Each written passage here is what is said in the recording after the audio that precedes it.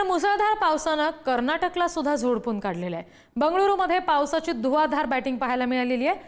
मुसळधार पावसामुळे सखल भागात सुद्धा पाणी साचलेलं आहे, त्यामुळे जनजीवनावर त्याचा परिणाम झालाय। नागरिकांना साचलेल्या पाण्यातून वाट काढावी लागते।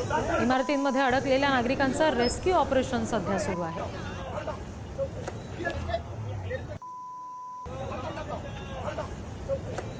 दृश्य बघतोय आपण, अनेकांच्या जनजीवनावर परिणाम झालाय। बिल्डिंगमध्ये जे अडकून पडलेत त्यांना सुखरूपपणे रेस्क्यू केलं जातंय।